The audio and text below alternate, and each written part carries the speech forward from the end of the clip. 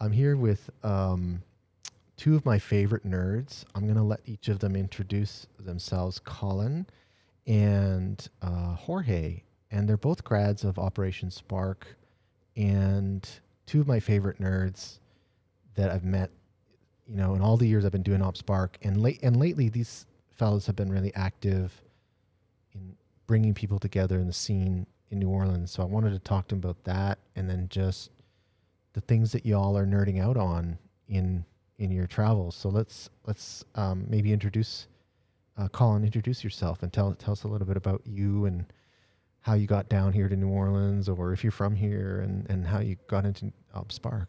Oh man, all right, yeah. Hey, so I'm Colin. I graduated from Op Spark. I think it was April of 2023. Yeah, so a year ago, last April. Nice. And I'm not from New Orleans. I don't know if that's obvious or not necessarily with the way I talk or something like that. But the way I got here is a little funny. I'll try to keep it short. But I'm from upstate New York originally. But What part in upstate New York? Because I'm kind of, that was some of my stomping grounds. Oh, nice. So I usually claim Hudson Valley. Mm-hmm. I was born in a place called Kingston, went to school in New Paltz.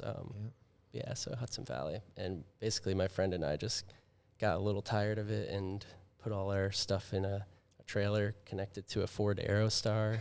And we just left for 3 months, like traveling and living in different cities, and wound up here. And we're like, oh, this place rules. So we stayed. And that was 10 years ago now. Wow. Okay. Pretty fun. Yeah. And then when you got down here, what were you doing? Like, how did you end up thinking, oh, I'm going to become a developer? Yeah, that was a long time coming, to be honest. I was working just like food service jobs, playing music and stuff, and doing that for nearly a decade. And yeah, playing music on the scene down here. Mm-hmm. I didn't know that. I knew you played guitar, but I didn't know you were out there doing it. Where were you playing around town? It's all kind of like the punk and metal circuit, Yeah. but so it's easier to list the ones I didn't get to play at because I was sad. I never got to play One-Eyed Jacks, or I guess the old one. That's like a thing now. So the small dives, like Circle Bar when it was a thing. Yeah, Circle Bar, I remember that place. Yeah, Poor Boys is a newer one. I guess Saturn Bar. Yeah, like all the little crusty spots. Nice. Yeah. Okay. And then I did that for a while, and I'd taken like an mobile app dev class, like a 101 in college, and loved it a lot. That was so long ago, but I think it was an MIT and Google collab. It was one of the earlier like low code platforms where you just like drag and drop puzzle pieces. It was like so simple. Did that, and then was interested, but then kept working and playing music and stuff, and made a couple attempts to like teach myself. I did a little bit of the Odin project, did a little free code camp. I did like the Grasshopper app on the phone. This was over like the 10 years, just like playing around, trying to teach it to myself, but could never like fully commit. And then learned about UpSpark, learned about how you can get a grant to do it. And so for that reason, I was able to stop working and like fully commit, and like super grateful for that. It really like helped me crystallize the what I wanted to do. And yeah, it's awesome. So really happy. Other than that, been a general nerd, like building computers, playing games, and so I've always been sort of close to it. But awesome. Long answer, sorry. No, that's good. That's what we're here for. This is the long form nerd out. So let's do it. Nice. Jorge, what about you, man? How did you end up down here? You're not from down here, are you? No, I'm from Miami, Florida originally. Oh yeah. Yeah, I've been bouncing around since I was like 17, and lived in different places: Seattle, Chicago, Denver for a hot minute. I came here. I was working in the service industry, and I have been doing that for a long time. And because you were a chef before. Chef. Yeah. And then I realized I couldn't make that much money doing that, so I started working front of house and bartending, and making a significant pay increase. Okay. And a lot less work, admittedly. I wasn't as sweaty, to be honest. Nice. But I came down here and I realized, I was like, wow, this is like a service industry town. Like, I can make good money here. It's like, I came here and it's not that good of money, but it was a lot of fun. I got a lot of great experience working here.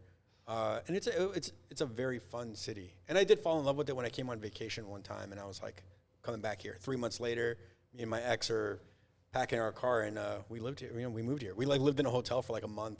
Yeah. And we found the place to rent. Yeah. But yeah. And what year was that? Oof. It was like 7 years ago. 8 years ago. It's been a while. Yeah. Okay, cool. It's been 7, 8 years for the last like 5 years, so I don't actually know. I just keep chalking it up. But, you know, yeah. I mean, this is a great city. You lose track of time. You You do, man. Yeah. It's That's sort for of, sure. you get into the swamp, and it's elastic, the time. And then how did you end up nerding out, becoming a developer? Like how did you find out about UpSpark and all that, and get into that queue? I've always been into computers. You know, we had one when I was younger, obviously, and this is like pre-internet. We had a computer not connected to the internet at one point, and I loved the dang. You know, I loved the dang thing. It was cool. It was awesome. It was like Do you remember what it was? Oh man, I know it was in DOS. It was literally it had games. I mean, I put games on it. Yeah. But you had to use the command line, so I was using the command line at a Cool. pretty young age, and I was like, okay, this is awesome. Yeah. When I joined the Navy, Yeah. when I was 20, Cool. you know, once I got out, I tried using the VA to actually get a computer science degree in Denver, and it's not a whole lot of money to live on in a big city like that. Yeah. So you know, I had to drop out because I just couldn't afford Oh my gosh. to eat ramen. I mean, just like literally like eat one thing of ramen a day.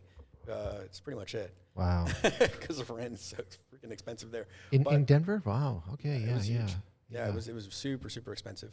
But yeah, I went to a community college out there, tried to get a CS degree. Did like 2.5 years.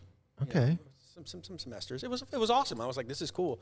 You know, ever since then, I would, you know, go through tutorial hell. Yeah. Right. I was always doing like little tutorials, goofing around. Yeah. And then when we moved here, my ex was already sick of the industry, service industry. Yep. And I was like, she also worked in the service industry. She was like, well, I want to try Operation Spark. And I was like, shit, I'll go to an info session with you. Yeah, let's hang out. And I saw it, and I was like, oh, this is really cool. This is when you guys were on Camp Street. Yeah. We talked a little bit about this before, and you know, the toy problems were interesting. She was doing free code camp at that time. I think you guys were teaching. Yeah, that was using we were using it as an intro thing for prep. Yeah. While she was going through the course, I was doing my free code camp, and I was blasting through it while she was, you know, struggling. You know, time goes on, we break up. A few years later go by, and I have an opportunity to allow the VA to pay for it, and it was actually here. It's a lot cheaper, so I can afford rent and go to school. Oh, that's right. So you were able to use your VA, the GI Bill stuff. I'm so glad to hear that. That's awesome. Yeah, I forgot that you were in that boat. See what I did there?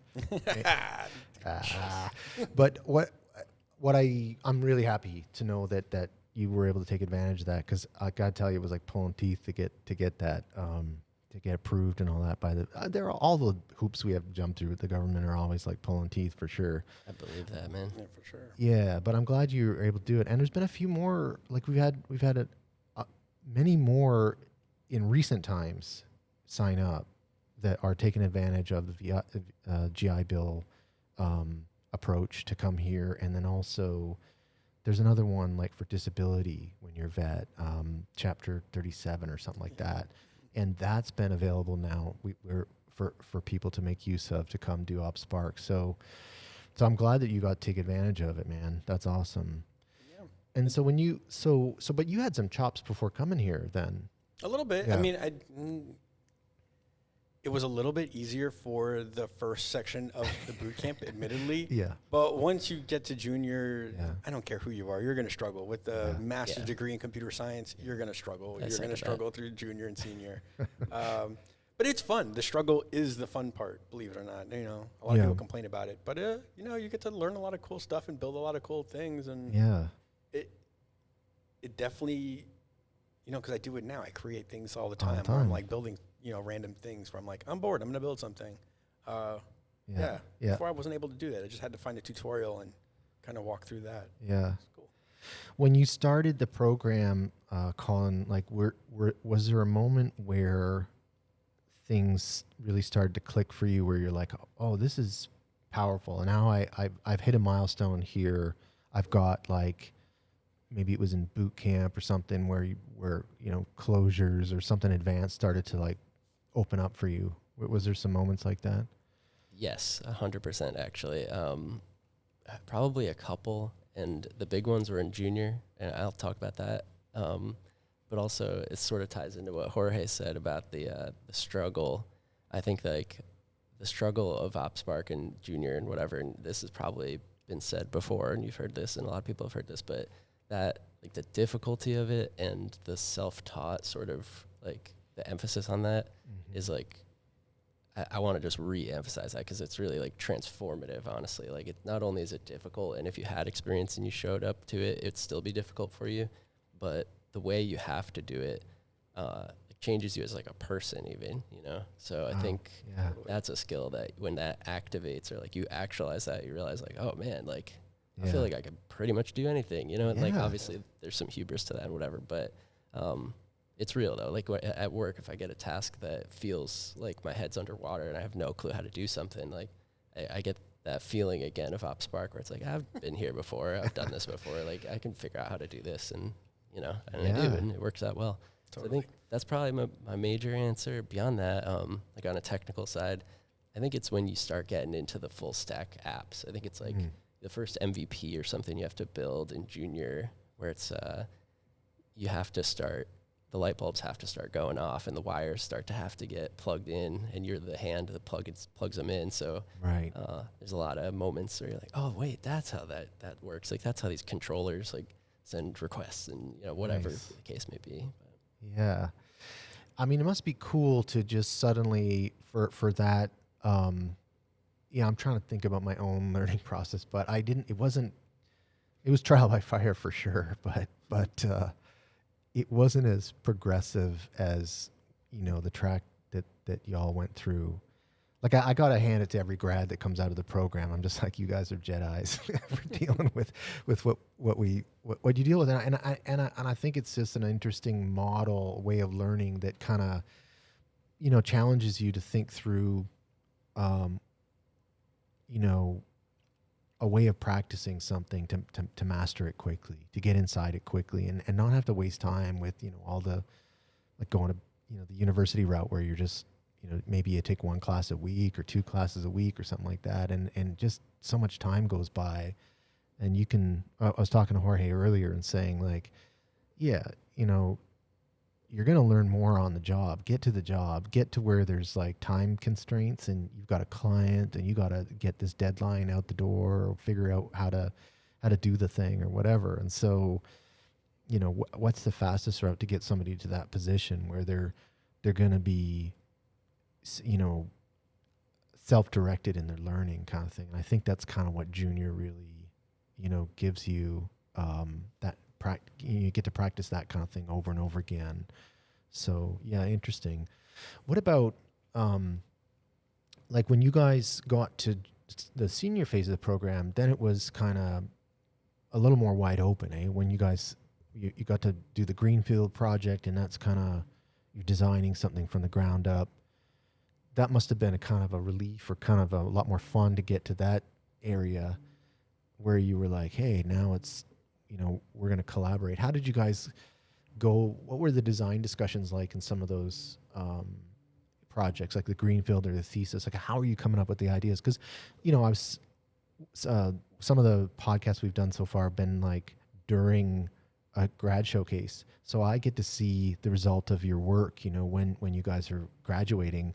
Like most of the people that attend those showcases that we do here, they see the result of your work, and they're pretty impressive. Like, some of the, you know, they're like little mini startups or whatever. The apps could be something like that. And you guys have designed those from the ground up. So it is really impressive to see that. How did you guys come up with, like, some of the design ideas and discussions? Like, how did you go about that, Colin? That's such a good question, because it's true. Like, the end product, you know, being out of the program now for a little while, I've been able to go to a couple pitch events, like, see slide deck pitches and MVPs and stuff, and like having this realization, like, wow, that's crazy. Like I almost did that exact thing, you know, in the program, which is fascinating because when you enter, you might not have any experience with that at all. So the question is really kind of fascinating how that it ends up like that. Also, it's been a little while, so it's hard for me to remember exactly how we did the planning. But I think one of the important, like, the motivations there is the instructor, like Katie, saying, like, there's a lot of talk about, like, fix a problem, or, like, what is your problem? Like, what's the purpose of this, you know? So I think that helps sort of frame what your end product is going to be, because it's a little more real.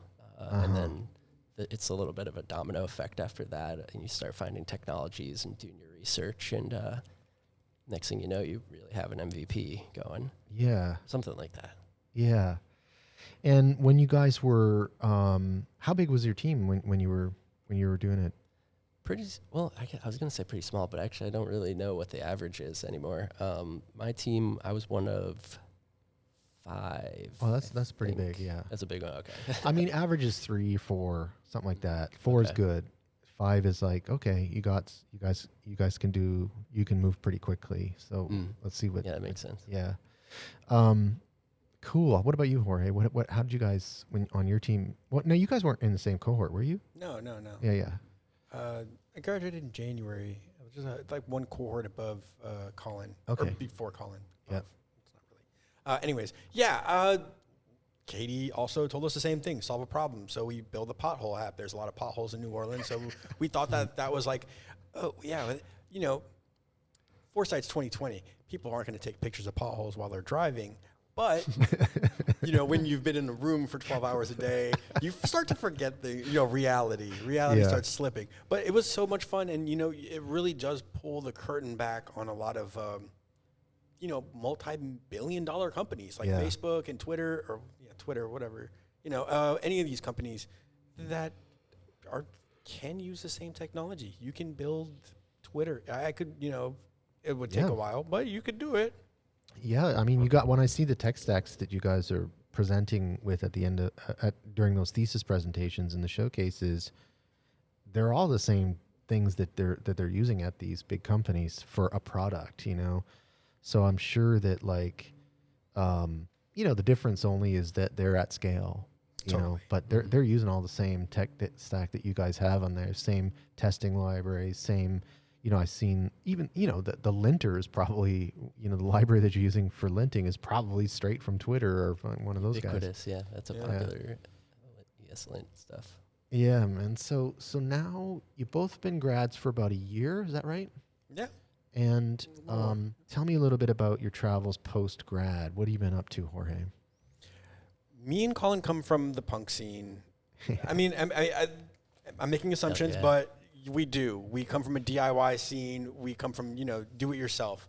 When we graduated, we kind of paired up and started just building a bunch of stuff together. NPM packages, NOLA devs. We started Front End Party. Oh, yeah. Yeah, I mean, that was the thing. Like, we saw that Front End Party wasn't happening anymore, so we reached out and figured out, hey, how the heck do we do it? Who do we got to talk to get a space? Yeah. Who do we got to talk to try to get sponsorships? If you're out there, message me or Colin. And let's pizza. Let's talk a little bit about Front End Party. So you guys are organizing that now, and you went out of your way to build a website that kind of lists all the kind of activities going on in the development scene in New Orleans, huh? Yeah. So first of all, what's that site and what's the URL like? NOLADevs.org. Yep. And, it was something actually Dustin Gaspard kind of gave us the idea to that.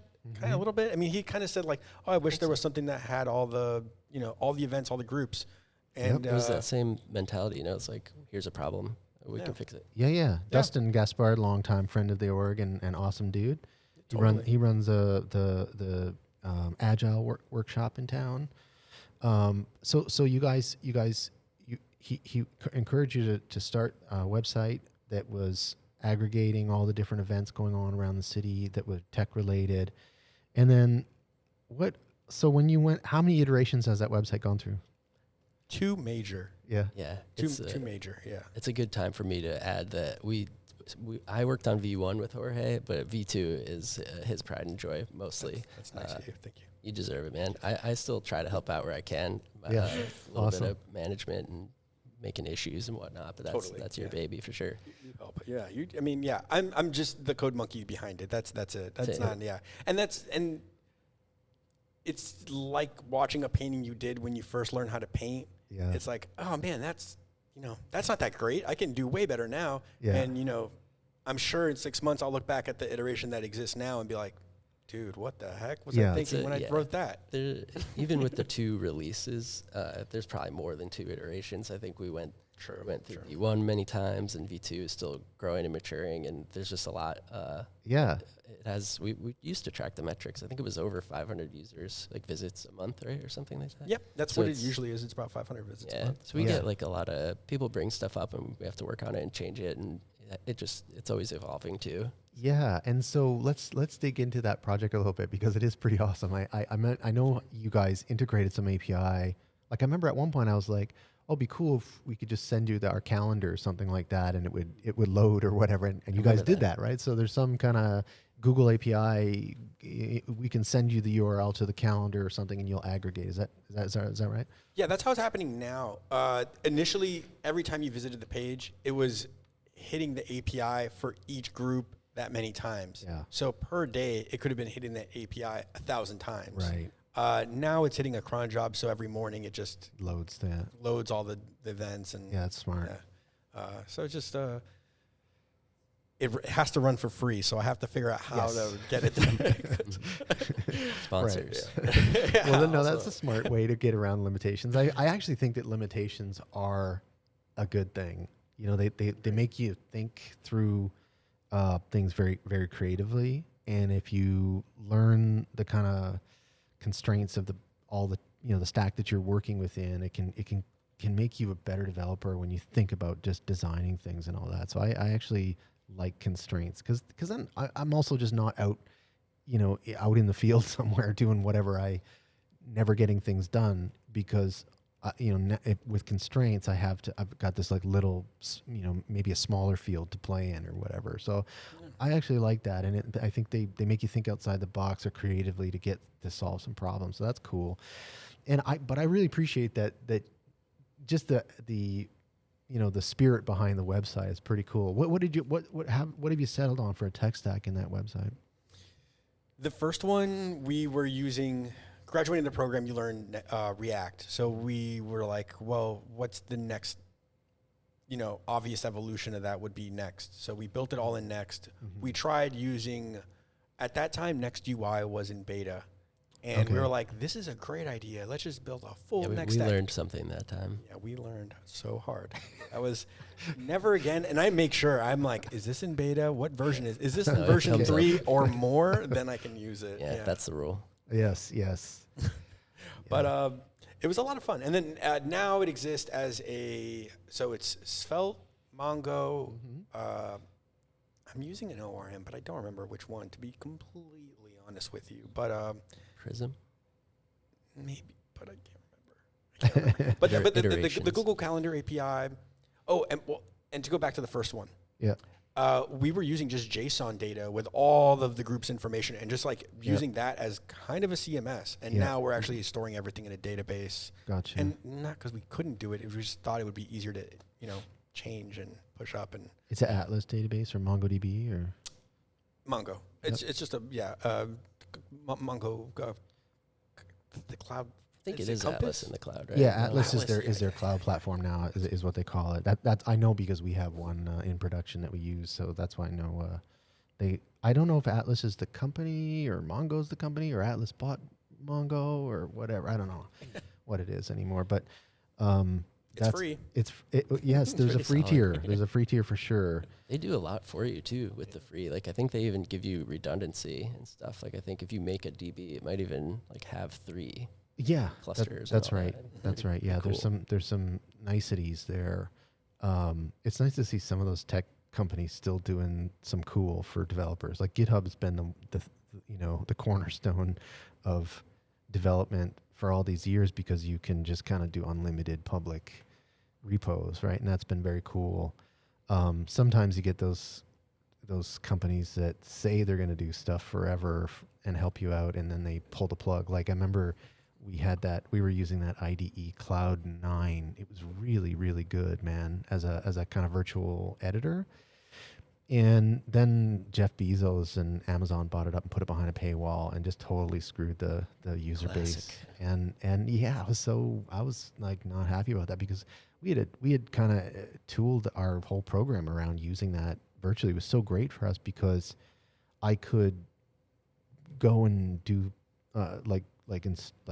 get exercises going in schools where they just had Chromebooks, and I didn't have to worry about this machine having to install any kind of IDE or do like something that needed a compiler, something more heavyweight that I'd have to install on the machine, all that, So thanks, Jeff Bezos. I mean, VS Code is awesome. VS Code kind of can do the same thing. They have like a web version, and oh yeah, it's nice. Yeah. If you go to GitHub and press period on a repo, you'll open up the editor. Oh, okay, yeah. Cool. Wow. Well, there's some. I'll look into that actually, because I wonder if it will solve some problems for us. We switched to using another one like Gitpod. Are you familiar with Sounds that one? familiar. Yeah. It's not as, I think there's some limitations to some of the things, because I guess they're, like anybody, they don't have all the server space in the world to host you. Okay, moving on. Tell us about Front End Party. It's an awesome event you guys are running every week, right? Every Tuesday night? No, once a month. Once a month. Yeah. On what Tuesday of the month? Second Tuesday of the month, and you're running it down at Scale, right? Is that what the name of the company is? That is correct. Yeah. We're so happy to have been hooked up with them, because Lyle, he runs it, and he's just so kind. He'd give you the shirt off his back, and he's just been super helpful for us as well. But yeah, at Scale, every second Tuesday, and every Tuesday at Scale, do a little plug for them because I love them. If you bring some fruit, you get a free day pass to work there all day. Oh, nice. It's okay. really nice. So, and there's there's at least a couple OpSpark grads who will be there most Tuesdays, and then as well as some Front End Party attendees and other local groups. So you'll see some people make new friends, and it's really cool. It's a good day to go on a Tuesday where a Front End Party's happening. You can hang out early. You don't have to deal with the 5 o'clock traffic. Nice. Yeah, it's solid. But you have to bring fruit, you say. Yes, to that share, is a requirement. like cherries in a bowl or something like That's that? what I brought. Yeah. Okay. Nothing. Yeah. Not like a giant cantaloupe full of. I've seen some funny fruits there, man. I don't know. There's like persimmons one time. It's like, is that a fruit? I wonder who started that tradition. That's pretty cool. Yeah. Yeah, that's nice. Might be Lyle. I don't know. But yeah, we could. There's so much to say about Front End Party. Honestly, if you want me to continue go about on. that. It's gone through a lot of iterations. Yeah, definitely. For sure gotten through a lot. That's what I was gonna bring up. In fact, is because it's a bit of a legacy organization anyway. Like I think close to a decade or something like that. And Cameron Sampson was the last leader of it before us. So we met him. He handed us some credentials, like the Heroku for their web app and stuff.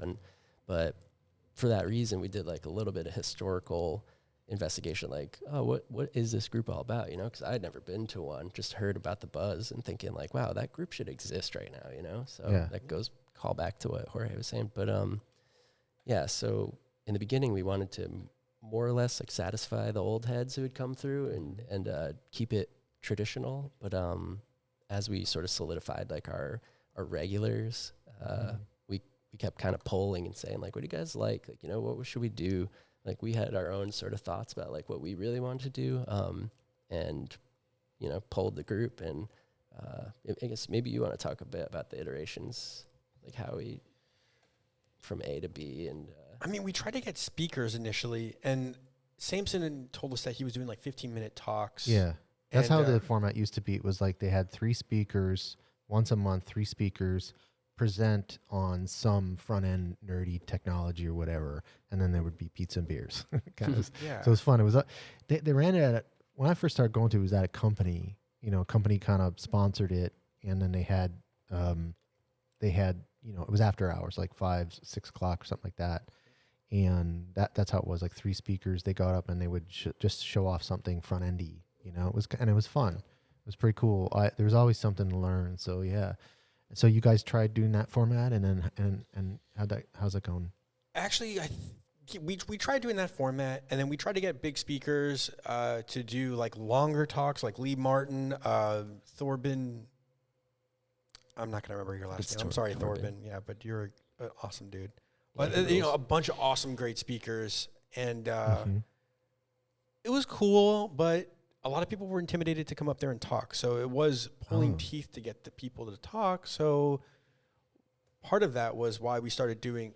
I think the transition started with NOLA devs, where I would bring in NOLA devs and talk about it, and like, hey, I have this bug, let's all work on this together, and let's plan, the next iteration of this thing, and trying to get contributors selfishly because I didn't want to do it all myself. Right.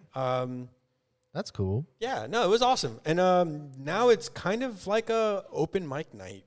That's a good way to put it. It's because, like you said, like people weren't loving the idea. Like it's intimidating to come speak for 45 minutes to a group, and our attendance is sometimes all over the place. Like typically it's around 15 people, but it got up to like 40 plus. Yeah. So it was intimidating sometimes for people to talk. But so we reduced the amount of time, just made it like super casual kind of. And the open mic platform we really liked. It's just like. We call it BYOB now, like bring your own bug. So just like bring your laptop, like plug it in. And Lyle hooked us up. We got like 3 big TVs like at all times so people can see the screen. And it's really nice. So like anybody can plug in. We do mostly like a mob programming format now. Yeah.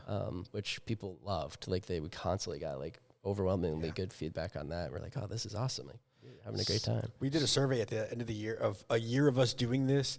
And all the responses were pretty much like, I love the open mic. I love the BYOB. Like, this is so much fun. Like, so that's it. That's the last iteration. We're kind of riding with it. Yeah. Yeah. So mob programming can you describe that for people that maybe don't know what that means? Totally. So if you've done pair programming, it's not too different. You basically have a driver and then a bunch of devs with they'll be looking up docs. Maybe they'll have their IDE open as well. But one driver who gets, a bunch of different suggestions from the devs who are sort of watching, that the one person will have their editor plugged into the screen. And I've done it. I think everybody has a bit of a different strategy when they're the driver, but I try to just like empty my brain out and just let the suggestions come in because, you'll get a lot. And yeah, that must be intimidating too, though, isn't it? Or a little bit? Or for me, I would say.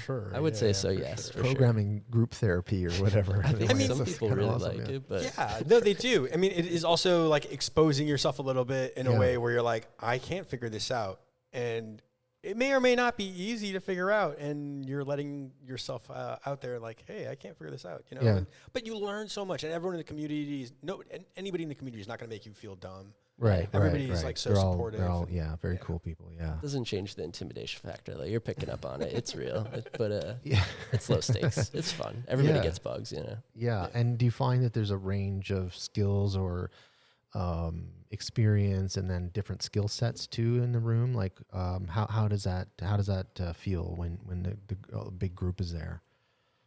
It's another really good question, and I think it's probably what you imagined. Usually there's a good variety of experience levels and skill sets, and we want to hold on to the front end part of the party a bit, but with that said, we've definitely opened it up a bit more.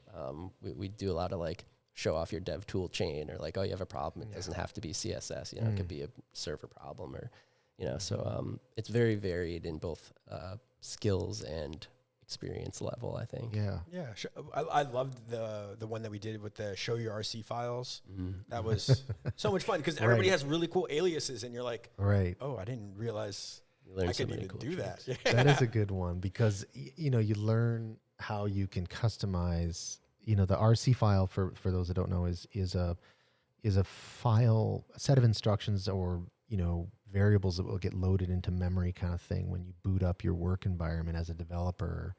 And so, you can have kind of shortcuts put into memory and just convenience things, little utilities that a developer or software developer will use. And there's a whole bunch of tricks, man, so that file just gets loaded into your bash terminal the first time you load it, eh? Is that how it works? Yeah. Yeah. Yep. So you can kind of put some tools up on the table basically for you to use, kind of thing, is the way I think about it. Yeah. Yeah.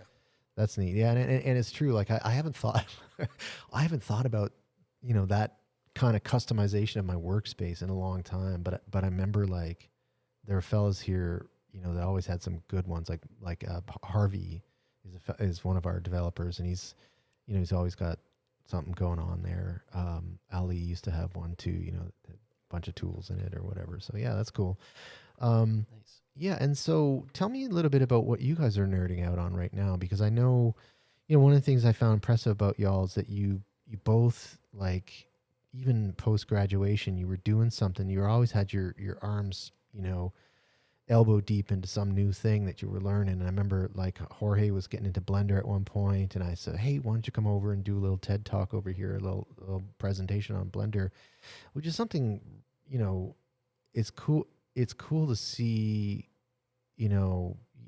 just branching out like that. Blender's not something we teach, and it's very graphical, so what are you nerding out on now, and how do you how do things come into your purview? Like how do you find things floating into your, your scope of interest, and so yeah, how does that go for y'all? Oh man, the banger questions, John. Damn, That's really good. That's really good. Profound. No, but that's a great question. Let's see. I mean, I guess let's start with what you're nerding out on. Like, what are you really into right now that's you find really exciting? Okay. So, well, I mean, you saw me. I was lucky enough to do the Unity pilot program with you, which is awesome. But as you might also expect, like, I start new projects every week almost. So we were working on that GitHub Scrum Poker app, which was really cool. At the time, Node server backend, Unity WebGL built front end, which was so cool. I was so pumped on that. There's a pause on the app, might come back to it, but that was super rad. And now what I do for work is all C# and .NET. So nice. Most of my weekends and stuff now are spent like digging into that ecosystem a little bit. So most recently, I got into WinForms, which I don't know if someone might be listening to this and being like, that guy is psychotic. Like, why would he do that for fun? But I've been having a blast. Like, just make a simple little tool that has like a very pared down GUI now. Like, just a tiny something I'm working on. Just I made like a function more or less. Like, you could pass in command line arguments for like, here's a URL, here's like an auth header credential, here's whatever. Like, go get this stuff and write it to a local file for me. But then I decided, like, what if I just made a little app out of that instead of having to punch terminal commands in? So that's currently what I'm just playing around. Really simple, but it's fun. Like, you find a new tech, and there's always so much to learn about it. You keep yourself really occupied, Yeah. Have you built any games? Because, Colin, we did here at Spark, we did a little pilot last year where we all got to learn Unity and build some little, examples, and then everybody was tasked with kind of building a game, and you came up with an isometric, pretty cool game, man. It was awesome. Like, thank you. Yeah, and you really dug into that too. I thought that was so cool because it wasn't anything we were talking about in class. I know, which was awesome. I was just like, yeah, okay, this is awesome. And a few of the guys did that too. They went off in another direction, and that's awesome. I love seeing that. And yours was really cool. The little prototype you came up with. And I was wondering, like, oh yeah, and then you wrote the exam, so you actually passed the certification, which is like another feather in your cap, and that's not an easy one, man. That was hard. Yeah, that test was way harder than I thought it was going to be. Yeah. You have to be using Unity and building projects. You have to have your hands dirty with it to pass the exam. And so I'm really proud of you for doing it. And there was a few others. Brian did too, also, and they got through it and they did it. But yeah, so with that, what about you, Jorge? What are you nerding out on, and how do things come into your purview like that? Well, admittedly, I've been nerding out a lot on SvelteKit. It's just like a web framework, JS framework, TypeScript, whatever you want. But I had been nerding out on it a really long time, and I'm hoping to catch that wave when it takes off, because I do find the developer experience using it is just so nice. Svelte. Yeah, Yeah. it is so nice. It really is. I It agree. really is. It is so. What does it replace? Like, what is it? What is it? Is it a? Tell me about it a little bit, just so I understand why it's the new hotness. I think it's. I don't know about to replace, but in my hopes, in my dream world, it replaces React. Okay. And not because I don't like React. React is great. Okay. React has but the developer experience in SvelteKit is just so nice. It's so new. So it was I got to build a NPM pack, or me and Colin built an NPM package for it because we're like, well, let's look up a very popular React library that exists out there and just build it in SvelteKit. And then That's cool. What a cool idea. So and it's kind of the thing that I've been nerding out on the longest. New things I've been nerding out on. I mean, all stuff. I don't know. I love the internet. The internet is awesome. Is so crazy cool. It is so cool. So I mean, it's like I love building things for the internet. I really truly do. I do like. I don't think anything that I make is ever going to become like a mega viral hit, billion-dollar company. But it's fun. I build all sorts of stupid little toys online, like internet toys. Yeah. Like Nepo Baby. I built out this like little thing where web crawls on the internet on Wikipedia information. Don't sue me, Wikipedia. But it might not be in their guidelines to do that. But I'm just crawling Wikipedia for information to find out if someone has a parent or relative that is in their industry that is looking for a blue link, someone that is famous. Yeah. So it's like, oh yeah, that person's Nepo Baby or part of nepotism. Okay, I got you. Cool. I have something I want to piggyback on that real quick. Yeah. Because Jorge and I have actually had this conversation. I meant to relay it to the Spark crew. Because, sometimes we sit in on that, like, working as a dev panel with the new grads and stuff. And realizing, so you want to distill down, like, kind of sound bites of like, things you can say for motivation or advice or whatever. And I was realizing that if you use a computer, there's software that you're using that you could probably write part of, or make a tool, or like like really whatever. If you have an interest, look into that, because you can make something for that, and right out the gate, it's like you're pumped on it, and it can be like the most obscure thing. Like if you're into music, go find a subreddit that has to do with that music.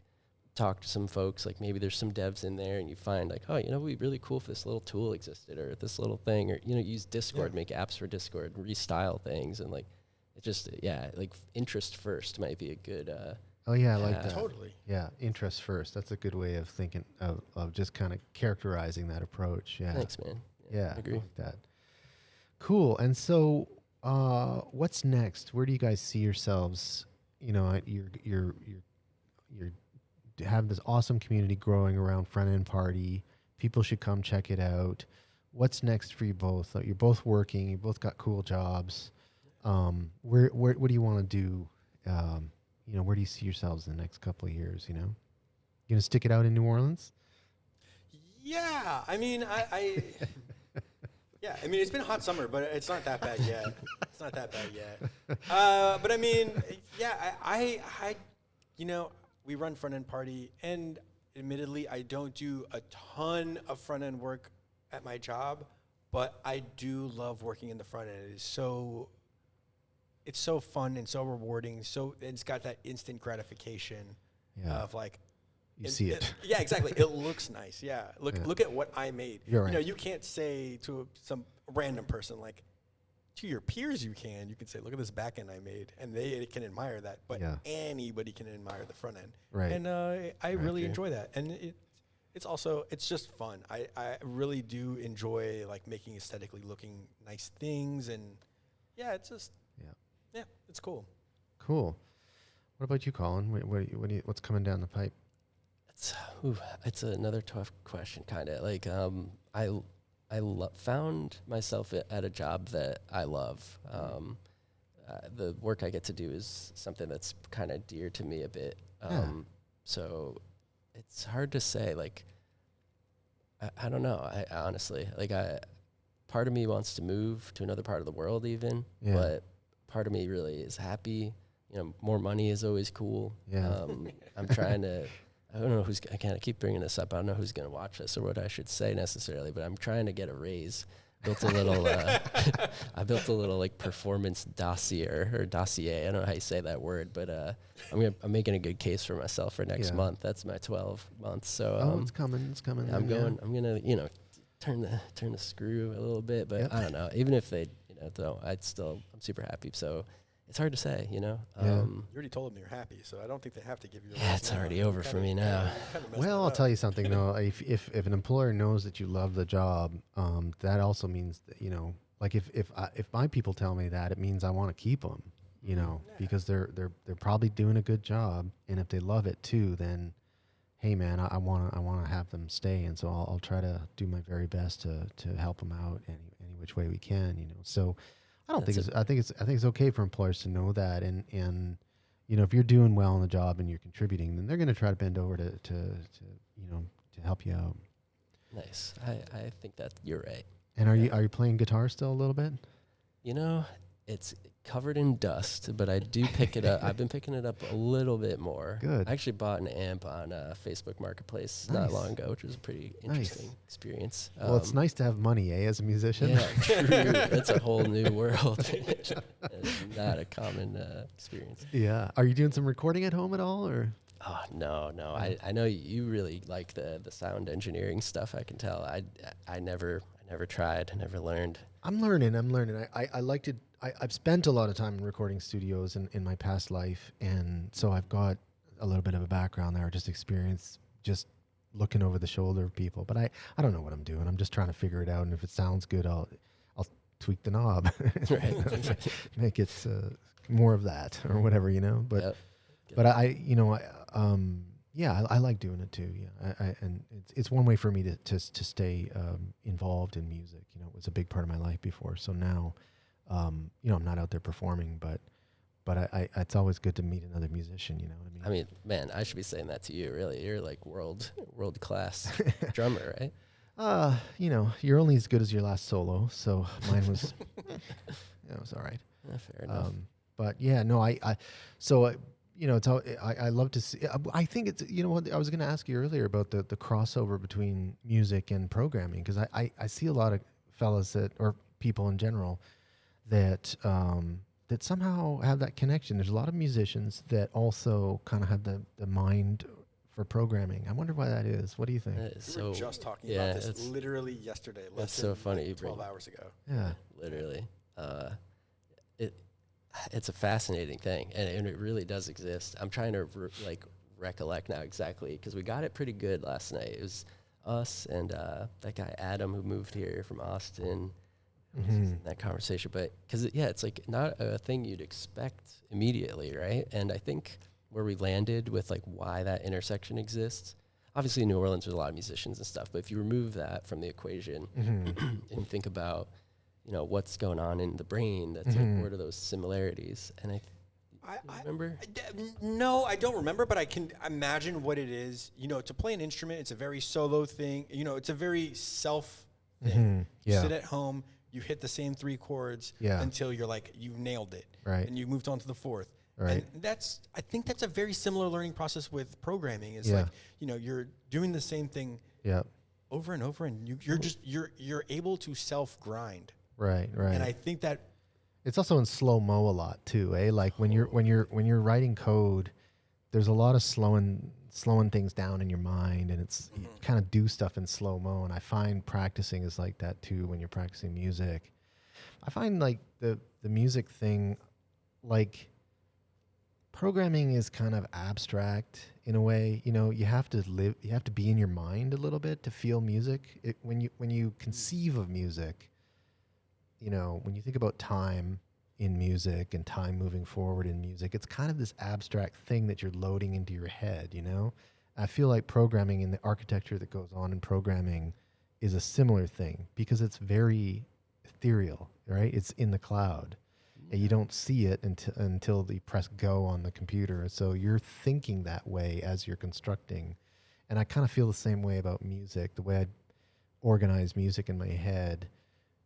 It's kind of a similar, you're juggling blocks in a similar kind of way. That's how I think about it. I love anyway. that parallel. I think that's super interesting. Like, I think it's also like I come from a background of not knowing much about sheet music. I can read some piano sheet music and play it many years ago. But what I notice is like, even if that's not the case, music is very mathematical, and I would even argue that it's logical. Like even if you can't read music, you recognize patterns as a pattern recognition and intervals, and so I think it's logical, which is a big parallel. Yeah, I like that you said patterns, and that's it. That there's a lot of like that sort of pattern recognition. The same thing happens in programming. Yeah, exactly. You're looking at problems that are patterns. You solve them by identifying the pattern, kind of thing. Totally. So yeah. Totally. And Jorge, what about somehow you seem to have a talent for visual art. Where do you think that comes from? Because I noticed that because I've seen you design things, create, and you've brought up your love of front end simply because it's so, I guess, visual. Why do you think that is for you? Where does that come from? Dude's an artist. Stop. I've Stop. seen it. That's not totally true. You got it. I do enjoy like drawing, and I like all art. I mean, I play music. I like all of it. All of it, like making anyone. It's kind of magic, when you do any kind of art and you show other people, you're like, this is magic, and that goes with programming too. And it does. And the front end is nice because it's magic that anyone can appreciate. Right. Not magic that my peers can appreciate, which I also want the admiration of as well. But I also want the admiration of as many people as I can. Yeah. But, where do you think that comes from, though? Like, why do you think you have a talent for it, a love for it? Where do you think that comes from? Like, why do you think people gravitate towards, one activity, or they have a, aptitude for it or whatever? Where does that come from in you? I don't think I was born with a special talent, but admittedly, I was left alone a lot as a child. So being left alone a lot, you find ways to entertain yourself, Sure. One way is the computer, the other way is a piece of paper and a pencil, and you can kind of make anything out of those two things. I love that. What are those old computers? They're called like Commodores or something. I'm picturing you with a pen and a pencil, paper, and a Commodore. That was my first computer, man. VIC-20 and a Commodore 64. Nice. I'm not that old. I am. That's what we had at home. And it had a cassette tape as the drive. That was the first one. The VIC-20 had a cassette tape.